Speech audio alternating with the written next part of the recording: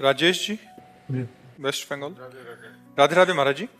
महाराज जी, पूजा पाठ नाम जप करने के बाद भी अगर मन में शांति ना मिले और हमें लगे कि परिस्थितियां अनुकूल नहीं हो रही, तो महाराज जी हमें क्या? पाप, स्पष्ट शब्द समझो। पूर्व का किया हुआ पाप आज जप करोगे, पूजा पाठ करोगे तो भी शांति नहीं मिलेगी जब तक वो नष्ट नहीं हो जाएगा। पूर्व का पाप नष्ट होते ही हृदय शीतल हो जाएगा, और जब तक वो नष्ट नहीं होगा तब तक वो ताप देता रहेगा, जलाता रहेगा। ये पाप है पूर्व के, इसलिए भजन करते रहो, शांति मिलेगी। आज नहीं तो कल मिलेगी, वो पाप नष्ट होंगे। भजन छोड़ दोगे तब तो बहुत काल तक चलना पड़ेगा। दवाई चल रही है तो विश्वास है रोग का नाश हो जाएगा, दवाई छोड़ दिया तो रोग तो तांडव मचा देगा। तो भव रोग की दवा, पाप को नष्ट करने का उपाय भगवान का नाम जप है। नाम जप चल रहा है, हृदय जल रहा है, अशांति है, पर परिणाम में शांति मिलेगी, मंगल होगा। अगर नाम जप ही छूट गया तो फिर दवा छूट जाने पर रोग तो प्रबल हो ही जाएगा। तो इसलिए ये पाप का फल है, वो हमारे हृदय को जलाएंगे, उसी जलन से पाप नष्ट होंगे।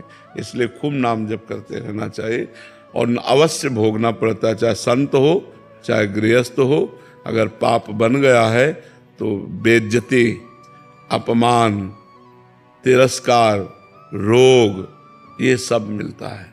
वो जलन होगी, वो नाना प्रकार की प्रतिकूलताएं आएंगी, उसी से तो हमारा पाप नष्ट होगा।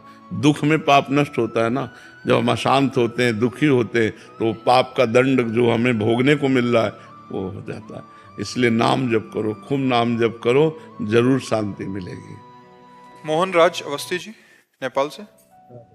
राधे राधे महाराज जी। महाराज जी, क्या मन में विकार आने पर और गलत आचरण होने पर भजन और पुण्य दोनों नष्ट हो जाते हैं? भजन नष्ट तो नहीं होता,